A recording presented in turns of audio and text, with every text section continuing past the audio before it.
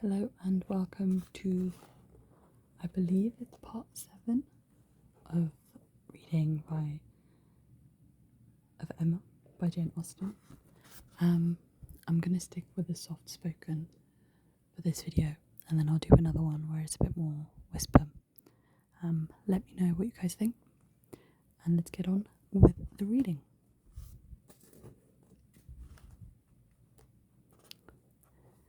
They were now approaching the cottage, and all idle topics was suspended. Emma was very compassionate, and the distresses of the poor were a sure relief from her personal attention and kindness, her counsel and her patience as from her purse. She understood their ways, could allow for their ignorance and their temptations, had no romantic expectations of extraordinary virtue from those from whom education had done so little, entered into their troubles with ready sympathy, and always gave her assistance with as much intelligence and goodwill. In the present instance, it was sickness and poverty together which she came to visit, and after remaining there for as long as she could give comfort or advice, she quitted the cottage with such an impression of the scene as made her say to Harriet as they walked away, "These are the sights, Harriet, to do one good. How trifling they make everything else appear. I feel now as if I could think of nothing but these poor creatures all the rest of the day. And yet, who can say how soon it may all vanish from my mind?" "Very true," said Harriet. "Poor creatures. One can only think of nothing else. And really I do not think the impression will soon be over," said Emma, as she crossed the low hedge and tottering footsteps which ended the narrow, silvery path through the cottage garden and brought them into the lane again. "I do not think it will," stopping to look once more at all the outward wretchedness of the place, and recall the still greater within. "Oh dear, no," said her companion. They walked on. The lane made a slight bend, and when that bend was passed, Mr. Elton was immediately in sight, and so near as to give Emma time only to say farther, "Ah, Harriet, here comes a very sudden trial of our stability and good thoughts. Well, I hope it may be allowed that if some companion has produced exertion and relief to the sufferers, it has done all it's truly important. If we feel for the wretched enough to do all we can for them, the rest is empty sympathy, only distressing to ourselves." Harriet could just answer, "Oh, dear, yes," before the gentleman joined them. The wants and suffering of the poor family, however, were the first subject on meeting. He had been going to call on them. His visit he would now defer, but they had a very interesting parley about what could be done and what should be done. Mr. Elton then turned back to accompany them. "To fall in with each other on such an errand as this," thought Emma. "To meet in a charitable scheme. This will bring a great increase of love on each side. I should not wonder if it were to bring on the declaration. It must, if I were not here. I wish I were anywhere else." Anxious to separate herself from there as far as she could, she soon afterwards took possession of a narrow footpath, a little raised on one side of the lane, leaving them together in the main road. But she had not been there 2 minutes when she found that Harriet's habits of dependence and imitation were bringing her up too, and that, in short, they would both be soon after her. This would not do. She immediately stopped, under pretence of having some alteration to make in the lacing of a half boot, and stooping down in the complete occupation of the footpath, begged them to have the goodness to walk on, as she would follow in half a minute. They did as they were desired, and by the time she judged it reasonable to have done with her boot, she had comfort of further delay in her power, being overtaken by a child from the cottage, setting out, according to orders, with her pitcher to fetch broth from Hartfield.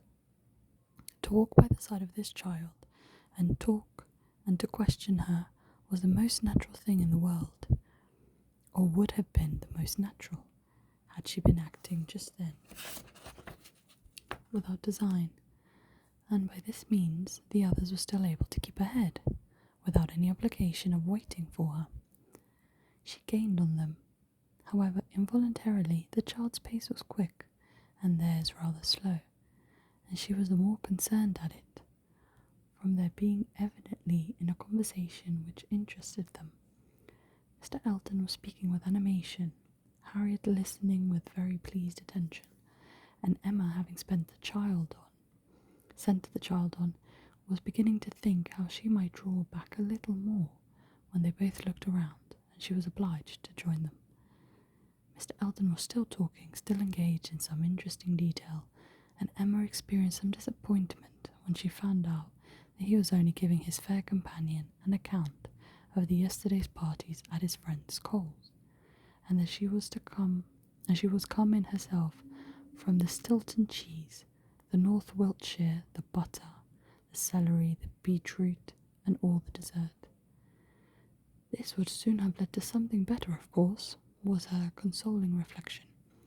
Anything interests between those who love, and anything will serve as introduction to what is near the heart, if I could have kept longer away. They now walked on together quietly, till within view of the vicarage pales, when a sudden resolution of at least getting Harriet into the house made her again find something very much amiss about her boot, and fall behind to arrange it once more. She then broke the lace off short, and throwing it into a ditch, was presently obliged to entreat them to stop, and acknowledged her inability to put herself to rights, so as to be able to walk home in tolerable comfort. "Part of my lace is gone," said she, "and I do not know how I am to contrive it. Oh, I really am a most troublesome companion to you both, but I hope I am not often so well equipped. Mr. Elton, I beg leave to stop at your house, and ask your housekeeper for a bit of riband, or string, or anything just to keep my boot on." Mr. Elton looked all happiness at this proposition, and nothing could exceeded his alertness and attention in conducting them into his house, and endeavouring to make everything appear to advantage. The room they were taken into was the one he chiefly occupied, and looking forward, behind it was another with which it immediately communicated. The door between them was open, and Emma passed it with the housekeeper to receive her assistance in the most comfortable manner. She was obliged to leave the door ajar as she found it, but she fully intended that Mr. Elton should close it. It was not closed, however. It still remained ajar, but by engaging the housekeeper in incessant conversation, she hoped to make it practical for him to choose his own subject in the adjoining room. For 10 minutes she could hear nothing but herself. It could be protected no longer. She was then obliged to be finished and make her appearance. The lovers were standing together at one side of the window. It had a most favourable aspect, and for half a minute Emma felt the glory of having schemed successfully. But it would not do. He had not come to the point. He had been most agreeable, most delightful. He had told Harriet that he had seen them go by, and had purposely followed them. Other little gallantries and allusions had been dropped, but nothing serious. Cautious, very cautious, thought Emma. He advances inch by inch, and will hazard nothing till he believes himself secure. Still, however, though everything had not been accomplished by her ingenious device, she could not but flatter herself that it had been the occasion of much present enjoyment to both, and must be leading them forward to a great event. Mr. Elton must now be left to himself. It was no longer in Emma's power to superintend his happiness or quicken his measures. The coming of her sister's family was so very near at hand, that first in anticipation and then in reality, it became henceforth her prime object of interest, and during the 10 days of their stay at Hartfield, it was not to be expected. She did not herself expect that anything beyond occasional, fortuitous assistance could be afforded by her to the lovers. They might advance rapidly if they would, however, they must advance somehow or other, whether they would or no. She hardly wished to have more leisure for them. There are people who do the more you do for them, the less they will do for themselves. Mr. and Mrs. John Knightley, from having been longer than usual absent from Surrey, were exciting, of course, rather, more than the usual interest. Till this year, every long vacation since their marriage had been divided between Hartfield and Donwell Abbey. But all the holidays of this autumn had been given to sea bathing for the children, and it was therefore many months since they had been seen in a regular way by their Surrey connections, or seen at all by Mr. Woodhouse, who could not be induced to get so far as London, even for poor Isabella's sake, and who consequently was now most nervously and apprehensively happy in forestalling this too short visit. He thought much of the evils of the journey for her, and not a little of the fatigues of his own horses and coachman, who were to bring some of the party and the last half of the way.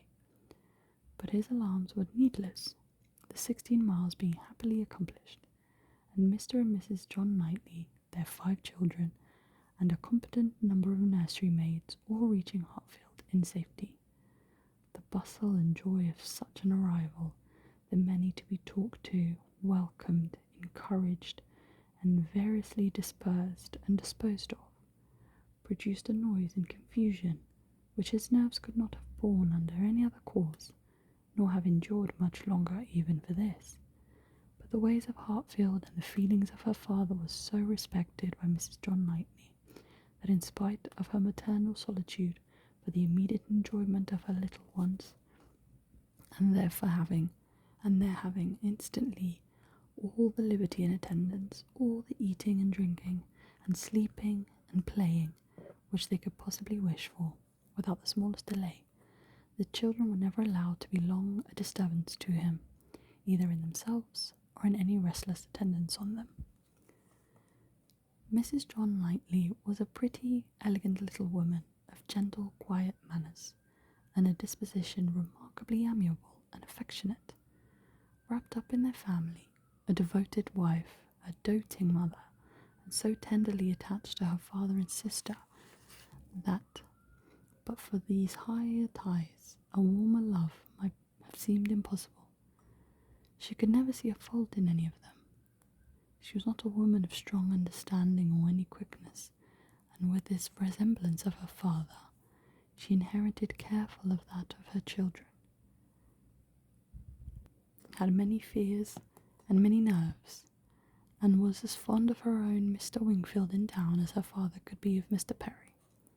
They were alike, too, in a general benevolence of temper, and a strong habit of regard for every old acquaintance. Mr. John Knightley was a tall, gentleman-like, and very clever man, rising in his profession, domestic, and respectable in his private character, but with reserved manners which prevented his being generally pleasing, and capable of being sometimes out of humour. He was not an ill-tempered man, not so often unreasonably cross as to deserve such a reproach, but his temper was not of his great perfection, and indeed, with such a worshipping wife, it was hardly possible that any natural defects in it should not be increased. The extreme sweetness of her temper must hurt his. He had all the clearness and quickness of a mind which she wanted, and he could sometimes act ungracious or say a severe thing. He was not a great favourite with his fair sister-in-law. Nothing wrong in him escaped her. She was quick in feeling the little injuries to Isabella, which Isabella never felt herself. Perhaps she might have passed over more had his manners been flattery to Isabella's sister.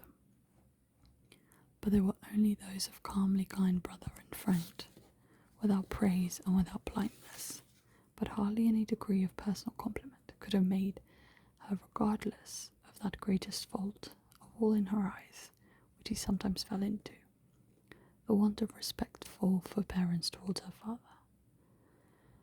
There he had not always the patience that could have been wished. Mr. Woodhouse's peculiarities and fidgetness was sometimes provoking him to a rational remonstrance, or sharp retorts equally ill bestowed.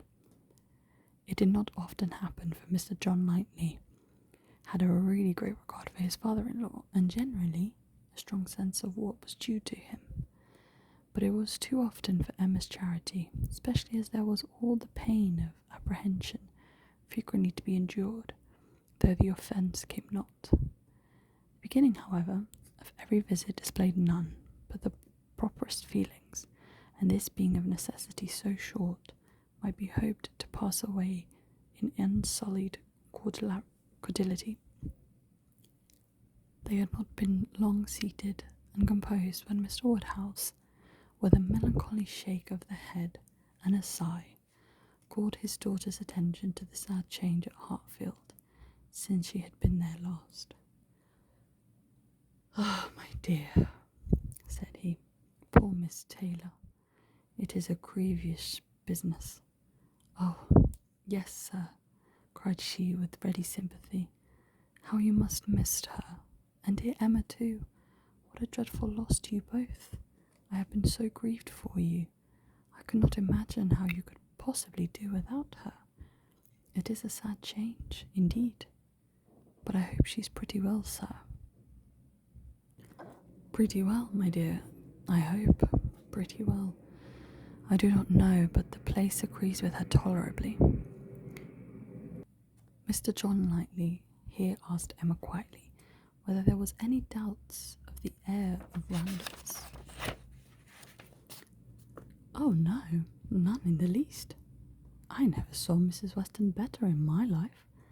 Never looking so well. Papa is only speaking of his own regret." "Very much to the honour of both," was the handsome reply. "Do you see her, sir, tolerably often?" asked Isabella, in the plaintive tone which just suited her father. Mr. Woodhouse hesitated. "Not near so often, my dear, as I could wish. Oh, papa, we have missed seeing them but one entire day since they married, either in the morning or evening or of every day. Expecting one, have we seen either Mr. Weston or Mrs. Weston, and generally both, either at Randalls or here, and as you may suppose, Isabella, most frequently here. They are very pretty, very kind in their visits. Mr. Weston is really as kind as herself. Papa, if you speak in that melancholy way, you will be giving Isabella a false idea of us all. Everybody must be aware that Miss Taylor must be missed, but everybody ought also to be assured that Mr. and Mrs. Weston do really prevent our missing her by any means to the extent we ourselves anticipated, which is the exact truth." "Just as it should be," said Mr. John Knightleys, "and just as I hoped it was from your letters. Her wish of shewing your attention could not be doubted, and his being a disengaged and social man makes it easy. I have always been telling you, my love, that I had no idea of the change being so very material to Hartfield, as you apprehended, and now you have Emma's account, I hope you will be satisfied." "Why, to be sure," said Mr. Woodhouse, "yes, certainly. I cannot deny that Mrs. Weston, poor Mrs. Weston, does come and see us pretty often, but then she's always obliged to go away again. It would be very hard upon Mr. Weston if she did not, papa. You quite forget poor Mr. Weston." "I think, indeed," said John Knightley pleasantly, "that Mr. Weston has some little claim. You and I, Emma, will venture to take the part of the poor husband. I being a husband, you not being a wife.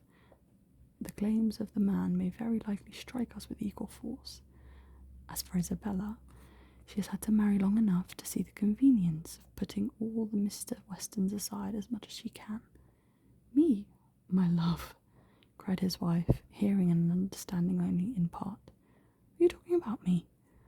I am sure nobody ought to be, or can be, a greater advocate for matrimony than I am, and if I had not been for the misery of her leaving Hartfield, I should never have thought of Miss Taylor but as the most fortunate woman in the world.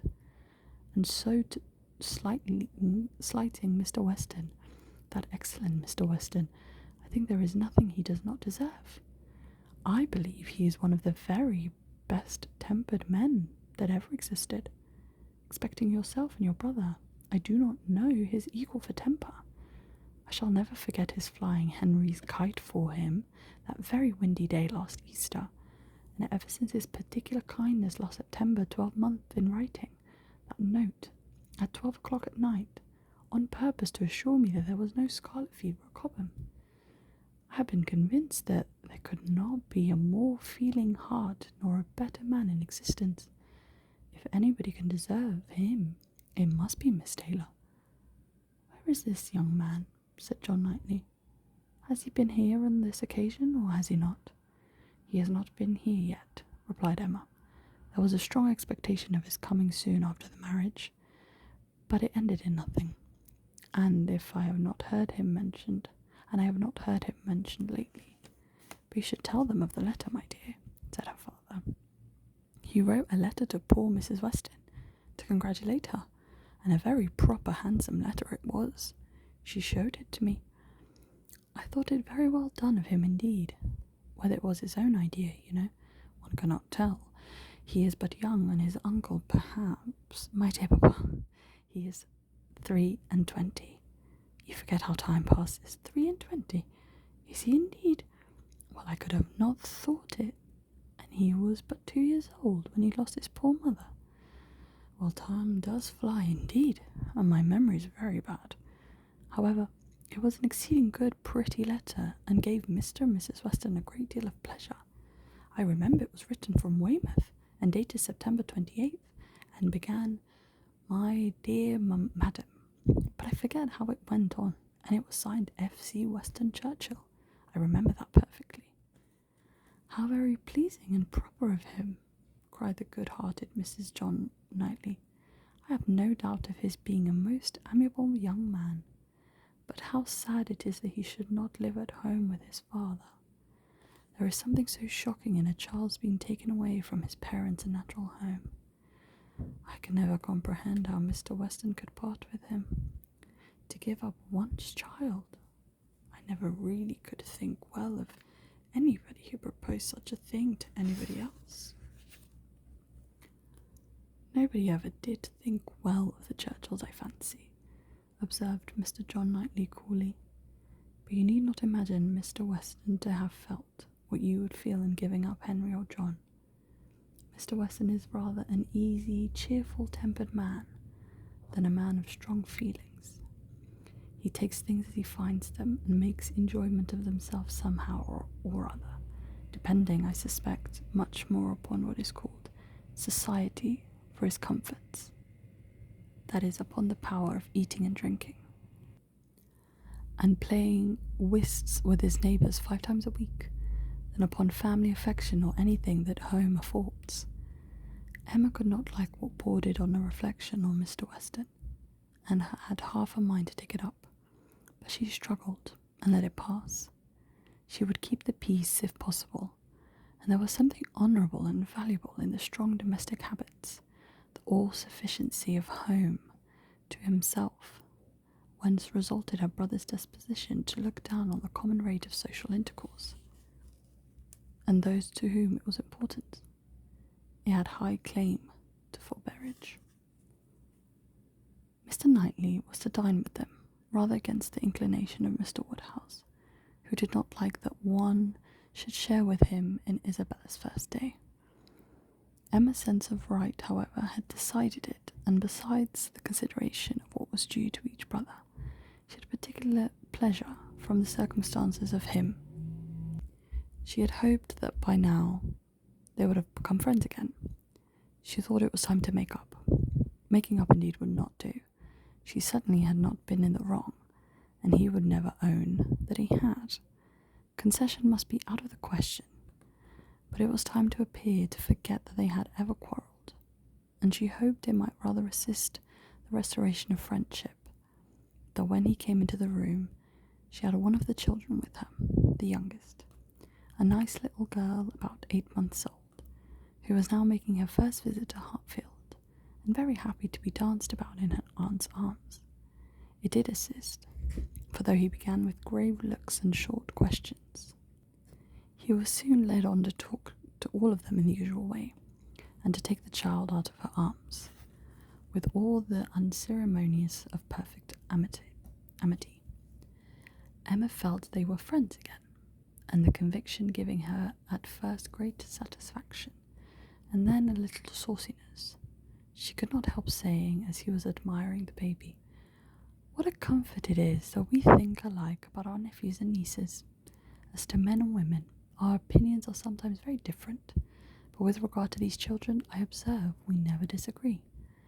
If you are as much guided by nature in your estimate of men and women, and as little under the power of fancy and whim in your dealings with them, as you were where these children are concerned, we might always think alike. To be sure, our discordancies must always arise from my being in the wrong." "Yes," said he, smiling, "and reason good. I was 16 years old when you were born." "A material difference, then," she replied, "and no doubt you were much my superior in judgment at that period of time of our lives. But that does not lapse the 21 years, bring our understandings a good deal nearer?" "Yes, a good deal nearer, but still not near enough to give me a chance of being right if we think differently. I have still the advantage of you by 16 years' experience, and by not being a pretty young woman and a spoiled child. Come, my dear Emma, let us be friends and say no more about it. Tell your aunt, little Emma, that she ought to set you a better example than to be renewing old grievances, and that if she were not wrong before, she is now." "That's true," she cried, "very true. Little Emma, grow up a better woman than your aunt. Be indefinitely cleverer and not so half-conceited. Now, Mr. Knightley, a word or two more, and I have done. As far as good intentions went, we were both right, and I must say that no effects on my side of the argument have yet proved wrong. I only want to know that Mr. Martin is not very, very bitterly disappointed. A man cannot be more so," was his short, full answer. "Ah, indeed. I am very sorry. Come, shake hands with me."